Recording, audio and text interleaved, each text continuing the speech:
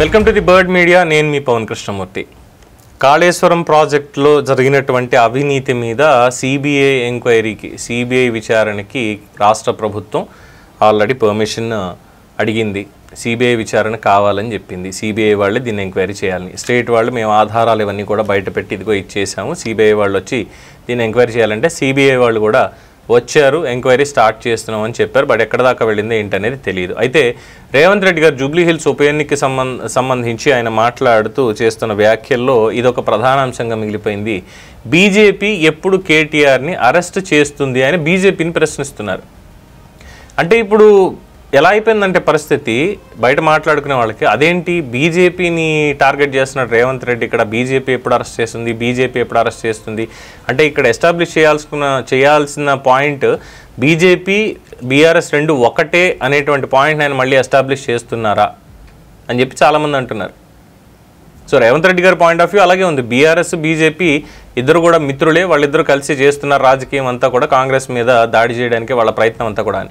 Jubilee hills ఉప ఎన్నికల్లో BJP అభ్యర్థికి మద్దతు ఎవరి దగ్గర నుంచి ఉంది, ఎలా ఉంది అనేది ఎవరు చెప్పలేకపోతున్నారు. అసలు పోటీలో ఉన్నట్టుగానే లంకల దీపక్ రెడ్డి గారు కనిపించట్లేదు. ఏదో నామకే వస్తే జరుగుతోంది. బండి సంజయ్ గారు ఏమో ముందు నామినేషన్స్ అప్పుడు వచ్చి హడావిడి చేశారు, ప్రచారం నుంచి ఆయన్ని కూడా తప్పించారు, మొత్తం కిషన్ రెడ్డి గారు చూసుకుంటున్నారు. ఇప్పుడు అక్కడ కథ అయిపోయింది.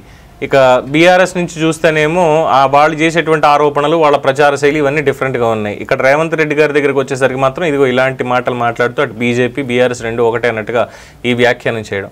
మరి ఇప్పుడు కేటీఆర్ని అరెస్ట్ చేయాలి అంటే బీజేపీ పర్మిషన్ ఉండాలా, బీజేపీ పర్మిషన్ లేకపోతే కేటీఆర్ని అరెస్ట్ చేయడానికి ఇందులోనూ లేదా అని చెప్పి రేవంత్ రెడ్డి గారిని ప్రశ్నిస్తున్నారు చాలామంది.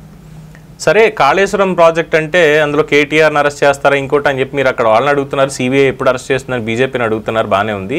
మరి ఈ కార్ రేసింగ్ ఏదైతే ఉందో దాంట్లో అరెస్ట్కి తప్పదు అని చెప్పి ముందు నుంచి చెప్తున్నారు కదా, అన్నీ అక్రమంగానే చేశారు అని. అలాగే మున్సిపల్ శాఖలో ఉన్నటువంటి అవినీతి వ్యవహారాలని ఇంకోటని తీస్తున్నారు కదా, అలాగే ఫోన్ ట్యాపింగ్ ఇష్యూ ఇవి కూడా ఉన్నాయి కదా. మరి ఎందుకు కేటీఆర్ని మీరు అరెస్ట్ చేయట్లేదు, అక్కడ కూడా బీజేపీ పర్మిషన్ ఏమైనా ఇవ్వాలా అని చెప్పి చాలామంది కాంగ్రెస్ పార్టీనే ప్రశ్నిస్తున్నారు రేవంత్ రెడ్డి గారిని. మరి దానికి సమాధానం ఉందా?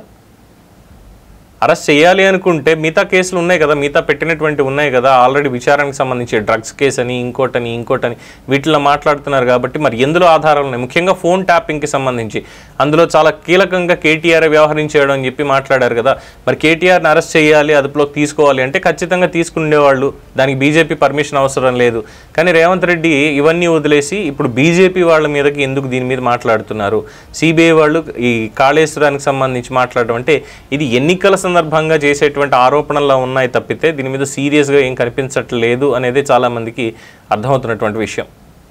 సో ఇప్పటికైనా ఇటువంటి విషయాలు కాకుండా అభివృద్ధికి సంబంధించి ఇప్పుడు రోడ్లు ఎందుకు బాగాలేవే అంటే మున్సిపల్ శాఖ మంత్రిగా ఉన్నది 10 ఏళ్ళు కూడా ఆయన చేసినటువంటి పాపం ఇదంతా కూడా నాసిరకం రోడ్లు కానీ ఇంకోటి కానీ అని చెప్పి ఆరోపణ చేస్తే అర్థవంతంగా ఉండేది. కానీ బీజేపీ వాళ్ళు ఎందుకు అరెస్ట్ చేయట్లేదు, సిబిఐ ఎందుకు అరెస్ట్ చేయట్లేదు ఇంకా ఈ కాళేశ్వరం కేసులో అంటే చాలా అర్ధరహితంగా ఉంది అనేది రాజకీయ విశ్లేషకుల అభిప్రాయం. మీరేమంటారు?